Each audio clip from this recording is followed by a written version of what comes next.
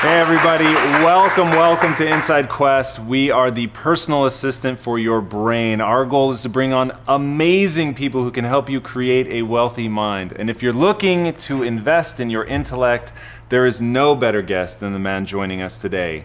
He's a formerly homeless, two-time felon turned entrepreneur, optimist, and TEDx speaker. He's living proof that it does not matter where you start. It only matters where you want to go and how hard you are willing to work to get there. And he's had to work hard to get just about anywhere. Due to his felony convictions, he was turned down for roughly 150 jobs. But rather than make excuses and give up or double down on a life of crime, while at rock bottom, living in his car, he accepted that no one but him controlled his destiny. In a flash of inspiration, he realized that he didn't need to look for a job, he needed to create one. That moment of inspiration was so forceful that he began the process of mining his own mind for other undiscovered insights. What resulted was a torrent of concise, wildly impactful principles for success that he believed he could live by. He began posting these powerful notes on the roof of his car, and he put them there so that he could stare at them as he obsessively lay contemplating how to change his current situation and develop what he calls a wealthy mind. That insight, write, post, obsessive feedback loop put him in a virtuous cycle that lifted him out of negativity and spurred him to action. And without waiting for permission or encouragement from anyone else, this man who previously could not get a job founded his own company and began printing his new slogans on t-shirts and selling them on the street corner with the contagious enthusiasm of a street preacher. His positivity, hard work, and endless hustle were so effective that his first two shirts alone sold 5,000 units without the use of a distribution partner. And since that first taste of success, he has publicly stated that he's dedicating his considerable energies and talents to positively impacting the lives of a billion people, and people have started to take note. He's been sponsored by some of the largest companies in the world, including Procter & Gamble, the Home Depot, and the Huffington Post, as well as featured on mainstream media. Please help me in welcoming the man who speaks dreams into existence, the founder and CEO of Wealthy Minds, Inc., Billionaire PA.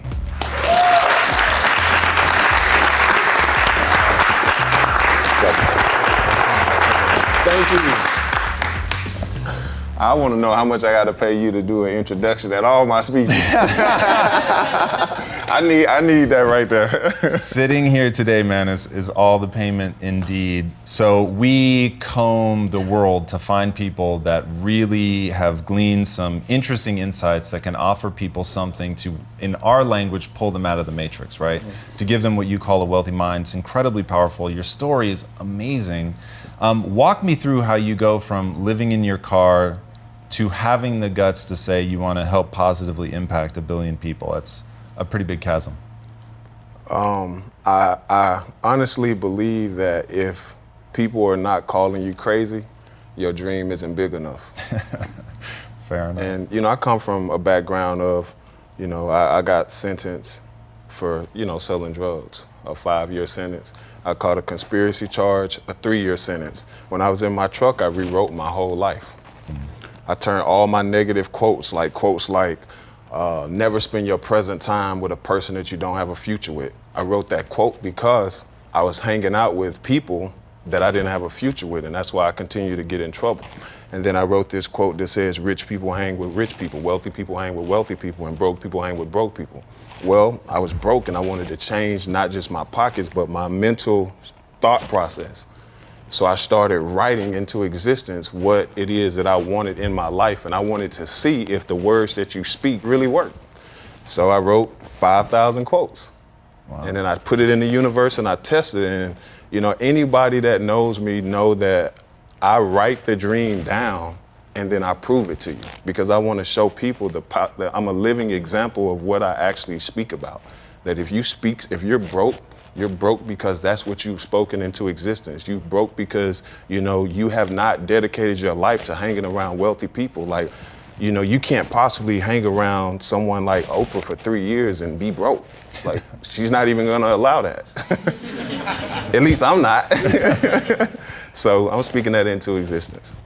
It's incredible. So you have a way of codifying knowledge, like making it really concise, super punchy, powerful, memorable.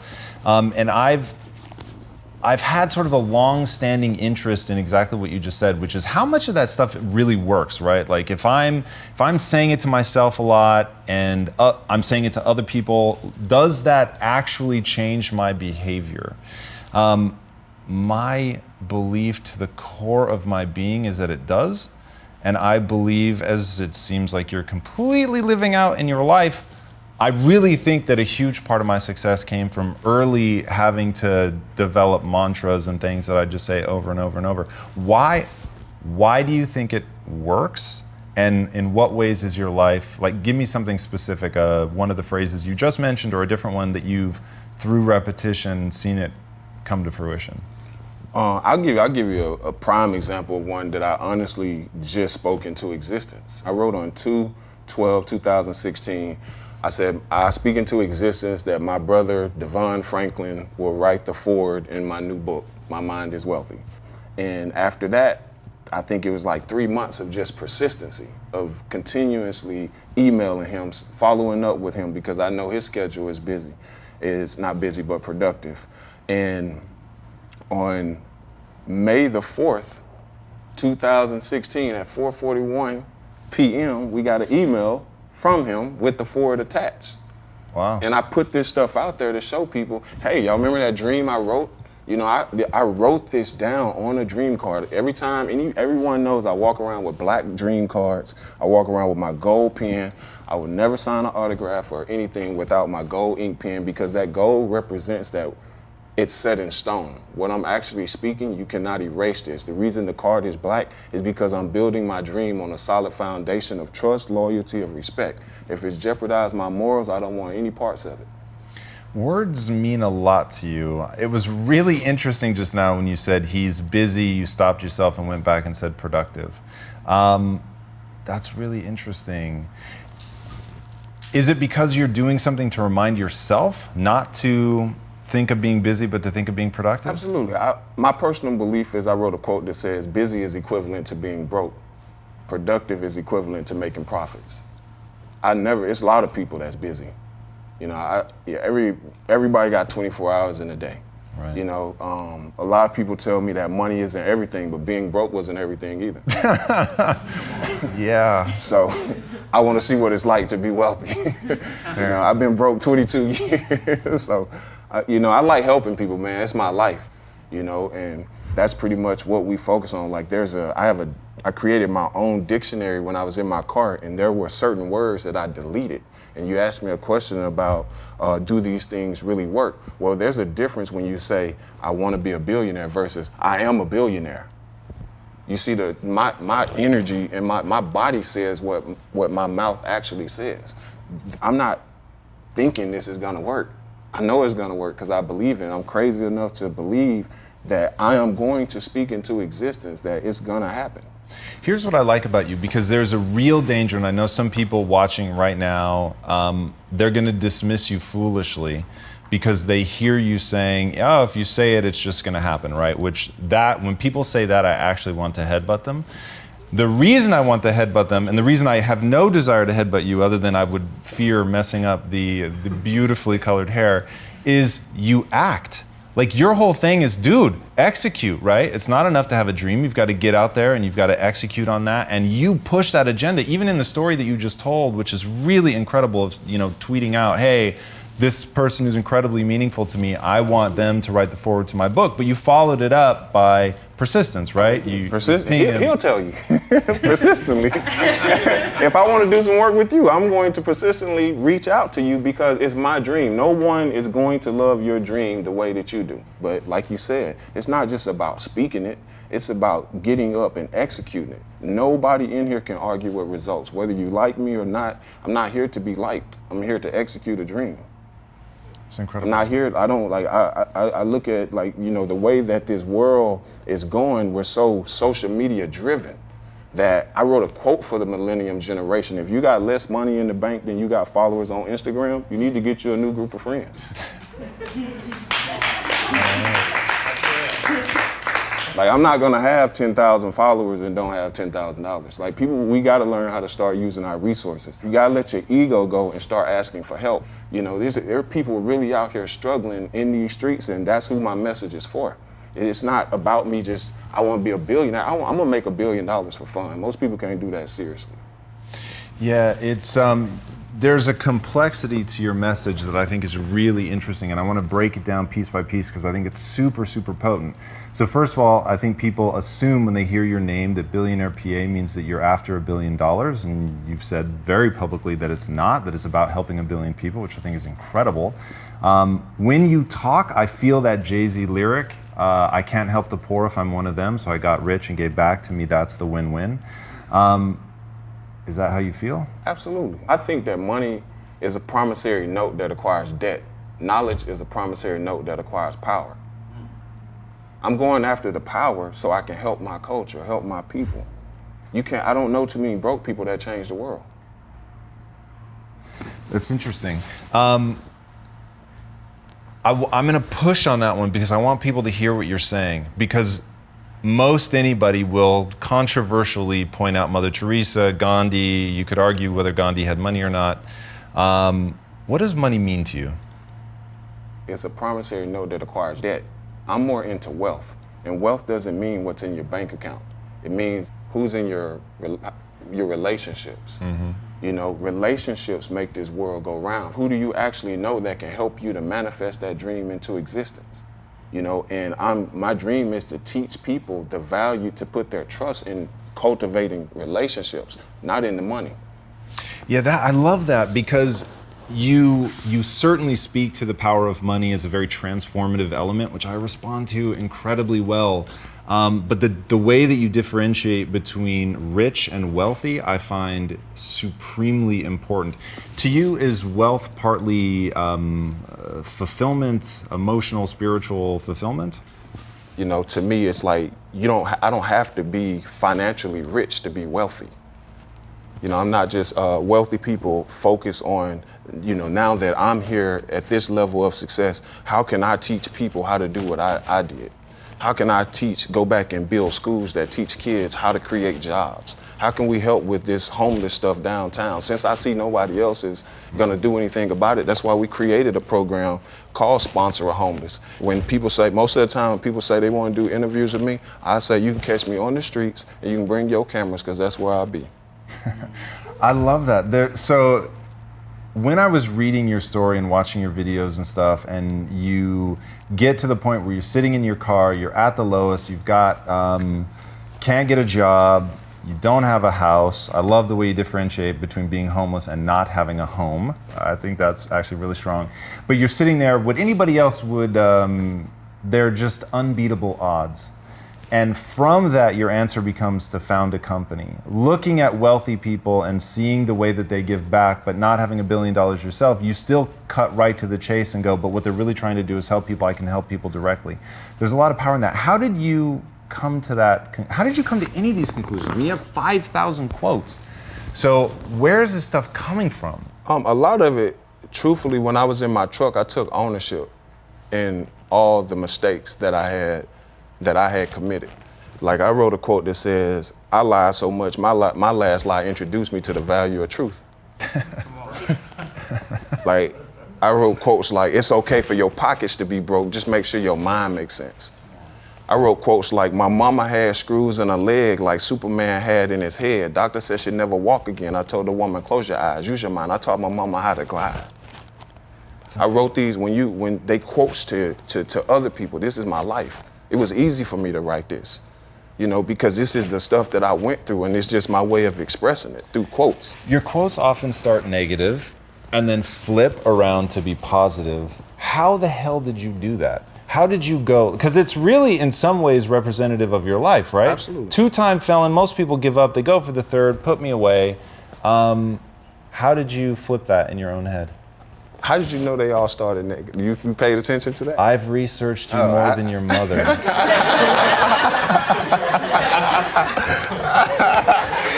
I wanted to know because that's a great question. I intentionally did that. Yes. I intentionally started every quote with a negative, because I think that society has taught our generation to learn from a negative perspective. And I start negative, but I end positive. Because sometimes when someone tells you, oh, you can do that, 90% of people don't believe they can do it. So I would start like stuff like, I just tested positive with MTD. I got your attention because even whether you know it or not, what does he have? Motivated transmitted disease. If you touch me, look at me, email me, or hate on me, I will infect you all with motivation. It's like I'm slipping the message in on you. You know, and I don't care, whatever it takes you to get up, speak your dream into existence, that's all I care about, is helping people, bringing cultures together, being a part of platforms like this, you know. So thank you for paying attention to that. Man, it's my honor. So understand that I have a mission in life. My mission is about transformation, whether it's body or mind, which is why Quest Nutrition does the food, and Inside Quest, which is, it's all the same thing for me, does the mind. It's to me, those two sides of the equation are exactly like money. To have money but not fulfillment is totally pointless. Yeah. And to have fulfillment but not have resources to help others or to manifest your own dreams would be very frustrating. So I understand the beauty in the balance of the two. And wanting to help somebody get their body together, that makes a lot of sense. But if you neglect the mind, I think you've really missed a trick. And so my whole thing is, I want people to live the most empowering, authentic, joyful, beautiful life that they can possibly live, right?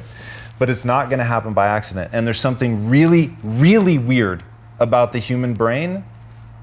We won't go into that here, but I feel like you have figured out the only fix for the problem that I know.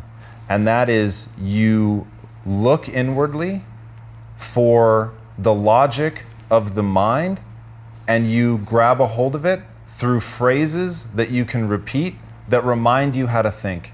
And I think that when people hear a negative thought, that negative thought rings true. And when they hear a positive thought, that thought rings false. I don't know why that is in the human mind, but it is. And what happens, if you look at the statistics, kids that do the best in professional sports, something like 2/3 of them were the oldest kid in their class.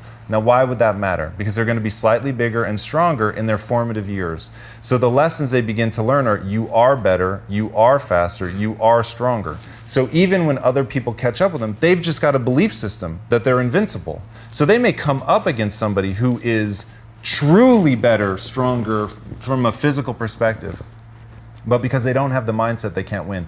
They did this study in rats, and they said, what would happen if we took a rat and we put him in a cage and we made sure that he always won his fights? What would happen? So they take this little rat and they put him against a smaller rat, and he wins. Take him against another rat, and it's a little bit bigger, but they drug him, and he wins. They take him again, and they keep putting him against bigger and bigger rats that are drugged, or they do something to incapacitate, so that the little rat is always going to win.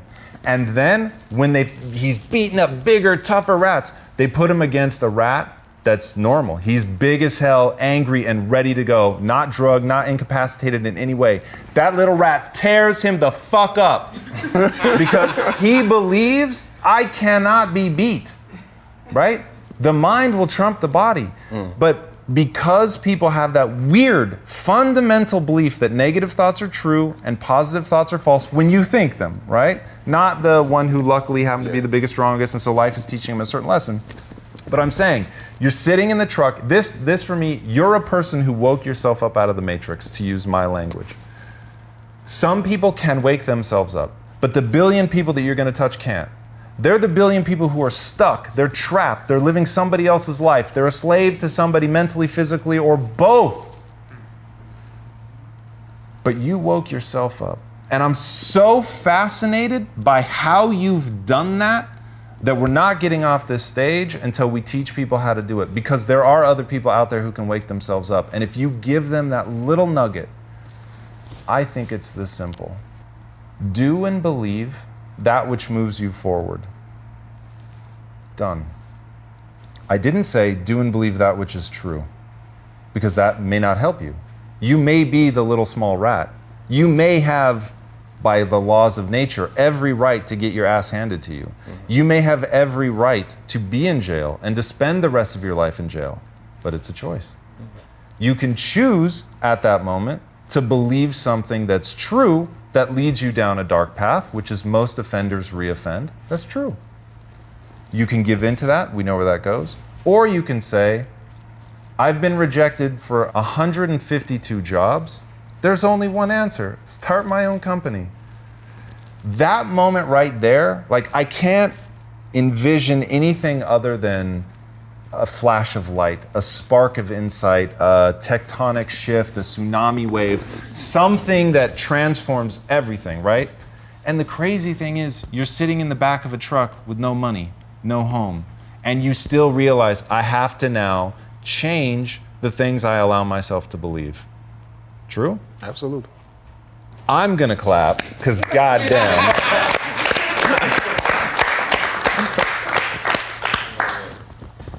That to me, every time you speak, and I've seen you speak a lot, every time you speak, I can feel what you're doing to those people. And that's to give them the feeling of something positive being true and real. But does it scare you to know that 2 hours later, they believe in all the negative shit again? Absolutely. And that's one part of Wealthy Minds that I'm working on. You know, I don't want to just come to your school and just hype you up for a day. I don't want to just motivate you. I want to stimulate you to that you become your own motivator. This is what I love to do. And I don't have to have money, because money can't buy that type of feeling. You're really going to reach these billion people, and these people think that you're crazy. No one's going to think I'm crazy when it happens. The day before something is a breakthrough, it's a crazy idea, right? It's Peter Diamandis has one of his laws, which that one in particular always hit me, right? Like to really believe in what you're doing, not when people are neutral, but to believe in it so much that when people attack you, when they assail you, when they troll you, call you an idiot, say that what you're doing doesn't make any sense, that in your heart you know that you have to persevere, right? That you're not afraid to be a unique color, you're not afraid to be different, you're not afraid to be a one-off, right? And what do we value most in art? We value most in art that which exists in one place only and is never to be replicated. The Mona Lisa is the Mona Lisa because there's only one. And yet, what do we value in people? We value conformity. But yet in ourselves, we value individuality. It's like this incredibly weird mix of what we want for ourselves, what society wants for us, our desperate desire to conform because of evolutionary pressures to fit in so you didn't get eaten by a lion. I mean, but to really break out of that and to be who you are authentically and to let the reflection be of your impact on people's lives, I think is incredible. What's your biggest fear in terms of impacting people? Is it volume? Is it depth of impact? I mean, I honestly like to wake up and think that I don't have any fears. I might quote this wrong, but there's a mentor that I look up to who said, I live like a man who died 20 years ago, and I live like a man who's dead already. His name is Malcolm X. It's a good quote. I live by these quotes, man. And anytime you show a sign of fear with me, to me, it's a sign of weakness. I want people to stop being afraid to speak their dreams into existence. Put that stuff in the universe. And if you watch in my speeches, I say there's a 3-step process where we would bring a person up and they would say, I need you to speak a concrete dream into existence. And they say, I speak into existence, ... And then I'd say, who in here, let's say I speak into existence that I am going to be an author. Who in here is an author? Raise your hand. Who in here knows how to write books? Who can help this person with this dream? Well, that's relationships. Your dream is sitting right in front of you if you just ask the right questions. Why don't you think people pursue their dreams without that push? From living in Los Angeles, I think people rather focus on having a big ego.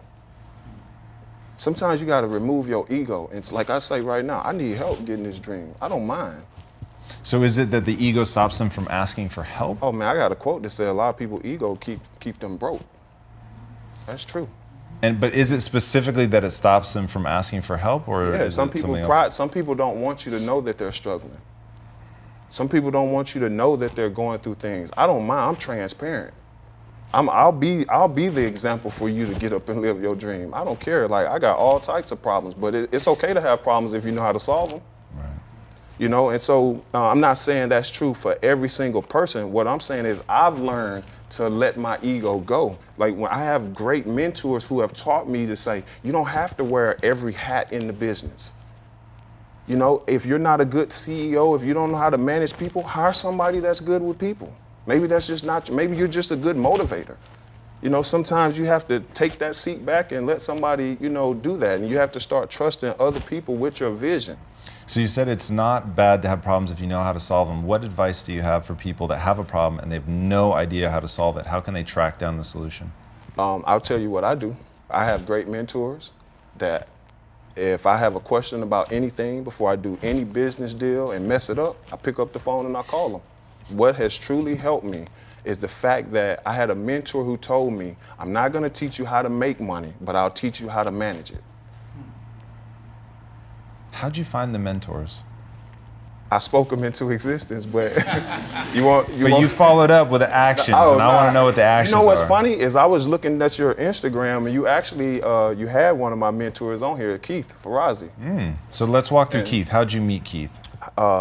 Keith, I met Keith, I think, through a friend of mine by the name of Mark Goldstein, who is actually Keith's business partner. And I did a radio show in Los Angeles, and I ended up meeting Keith, and I liked him. You know, I read his books, Never Eat Alone, Who's Got Your Back. You know, just those slogans based off what I write, it caught my attention. Like, what does never eat alone mean? You know, and I read it and I find out that when you go out to eat with people, it gives you an opportunity to get to know them. It's not about the meal. It's about, can we build trust? Do you have integrity? You know, those are the things that I learned through hanging out with these people, seeing how they shake and move. I don't want Keith to give me any money. I want him to teach me how to run a business, how to stay in business, how to build a brand. I would meet him every Saturday, wherever he said meet him. And so I'm thankful for people like that. All right, if you had to boil your 5,000 quotes down to the 3 most powerful, most useful, what would the 3 be? Never spend your present time with a person that you don't have a future with. Okay. Period. That right there is number 1. Number 2 is, I'll show you your future if you show me your 5 best friends. Another one from that is, most people can see, but not everyone has vision. And that one is the one that I'm actually living right now. Because when I sit, and I never want to sell a person on a false lifestyle of like sitting on, you know, private jets, traveling, being in Europe and Spain, and you know, I've been, you know, blessed. And what I mean by that is, I like to show people the true struggles that I actually go through to get to this destination. Sure. You know, and when I say most people can see, but not everyone has vision, what that means to me is, if you have a desire to be successful, you better be just as in love with failure. Like, I love failing. I just wake up every day to see how many times I can fail. Yeah, I have no problem with it. Like, why is it so useful? Because failure will introduce you to success. You got a lot of people who are afraid to fail. I'm sure, like, you know, even building Quest Studios, it's not like it worked out perfectly every single time you got up to put a brick up. You know, some days we have to wake up and put out fires before we can even get to the bricks. You're right on. That's exactly true. And I love that quote, failure will introduce you to success. So when I look at failure, and the reason that really, really resonates with me is I think the mental process to failure goes something like this. It will hurt, right? So when you fail, your brain is designed to look at the ways in which that makes you an inadequate or inferior person. You're looking for your place in the hierarchy, right? Because to misjudge your place in the hierarchy from a long ago tribal standpoint could get you in real danger. Humans are relativistic, right? They compare themselves to everybody that's around them, which is another thing about your point about show me who you're hanging around and I'll tell you about your future. but you're relativistic, you're looking for where you fit in. So you fail and you think, oh my God, I've just fallen down. But you have this desire to move up in the hierarchy, right? It's that thing that makes us an active species, that propels us to go and conquer. People want to do great, they want to do big things. It's really rare. The only person who really hides in their room is somebody that is afraid that they haven't recognized their value yet. I'll use your own insight, right? They haven't recognized their value and therefore they diminish themselves. That failure that just happened confirms that they are less than they're trying to be, which they believe because negative thoughts are believed much more than positive thoughts. But someone like you kicks something in, and that sting of feeling less is a trigger for a positive habit. And I think the thing that happened in your truck was that you started developing a habit of forcing yourself to be positive instead of negative. You said, I had to deactivate my mind to negativity and bring it to life in the world of the positive. Exactly. And I thought, wow, that's so smart. Somebody who recognizes what they've done is actively shut down the negative and actively create a positive mindset. So you use that negative sting as a trigger to go into the much less natural, but infinitely more powerful habit of saying these positive affirmations that push you to propel forward, the way that you stop yourself when you say a disempowering word and you change it into one, I'm not going to be a billionaire, I am a billionaire, right? Like all those little nuanced things that you do are what we'll call the psychological immune system. It's the thing that protects you from that feeling, but protects you by moving you forward, right? And that's what I think people have to focus on is the habits that you've created in your life, because it's the habits that you've created, which are super rudimentary, right? Wake up, go to the gym, move heavy weights, like that's a habit. Mm-hmm. So adding that muscle intellectually or physically, it doesn't need to happen by accident. It can happen with high degree of intention. And it's the intentionality of your life that I found so interesting. It's the intentionality of your life that puts you in the seat. It's the intentionality of your life. It is not that it's come easily. It's the fact that you went to jail twice. It's the fact that you fucked up and said, hey, this isn't serving me. I'm gonna completely change everything about the way that I think. And you formed this new habit. And that habit has propelled you out of failure. It's the habits of being such a potent trigger to remember all of these things that you've created, all this beautiful stuff that you've put into the world that makes the failure so useful. It's not even so much maybe that it introduces you to success, it's that it hands you off to success, right? Because it's that new habit loop that was triggered. It's interesting. Here's one thing, so I use this to differentiate between somebody who has an employee's mindset and somebody who has an entrepreneurial mindset. It doesn't mean that you need to run a company, just that you think in a certain way. If you hit an obstacle and stop and relax, because now there's nothing more to do, that's not somebody who's goal-oriented, right? They're not saying, I have a dream and I'm gonna make it come to fruition. For most people, they hit the obstacle, and the first thing that enters their mind is giving up, quitting, that it's too hard, it's impossible, whatever. So the thing that I think makes Wealthy Wednesday so special is that you focus it on accountable action, because you make them come back. What kind of success rate do you have? Basically, I'm not gonna lie to you. A lot of times I weed out the people who are just talking. And people psychologically don't know what I'm actually doing to them, but I'm putting you on the spot of standing here and saying something, and now the whole world just saw you say that. Right. That's what I generally focus on.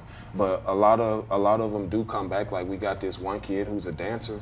You know, his dream was to dance with a famous, celebrity, and I couldn't guarantee it. But long story short, I said, hey, you dance right here. There's some people right here that work with him. It happened. He spoke it into existence because he really could dance. He just needed the relationship. This particular guy, he's been through, I think, about 10 different foster homes. Wow. I met him speaking at a group home, and he said, nobody's ever clapped for my dream. Like, thank you for doing that. There's a lot of people who sit up here, they've never had anyone support them like that, clap for them. Because sometimes we're pulled down so much that we don't even know that we're gifted. He didn't even know he was a great dancer. To let people get up and just truthfully express, who they are, and they still have a place where they're accepted, someone's gonna hug them, you know, and we're gonna mentor you to get to the destination of wherever you wanna be. I'm not here to be Superman or any of that. I'm just here to tell people that it's okay to have problems, and some group of people out there will still love you. You don't have to run around here and hide yourself and not be you. Like, I'm not happy, I'm joyful. You know, I live. Define the difference for me. Me personally, I think happy is temporary. The example that I would give is if you walked up to a homeless man and you gave him $100, I think he would be happy to have the $100. But if you took 15 steps and turned around and said that it was fake, I think he'd be, you know, sad then. But a joyful homeless person would be joyful regardless of the situation, regardless of the outcome. You know, whether I'm rich or I'm broke, this is who I am. My dream is to teach people how to run a business the right way through my failures. You know, when I sold the 5,000 shirts, my friend said, hey, you know, have you incorporated anything? I didn't even know what that was. My mentor at the time said, well, what's your philosophy on business? My philosophy on business is make more money than you spend.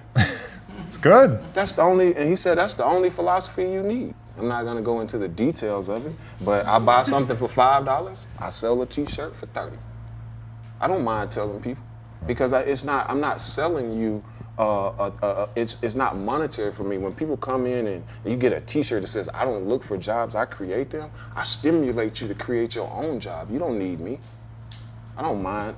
My company isn't going nowhere. You know, nobody's gonna stop us from living our dreams. And when you have this type of force, like, it's really hard to stop that, you know. And I speak into existence that Inside Quest gonna get this big, you know, television show, and we're gonna be back on Inside Quest. That's what I'm speaking into existence.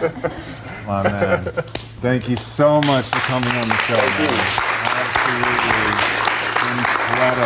incredible.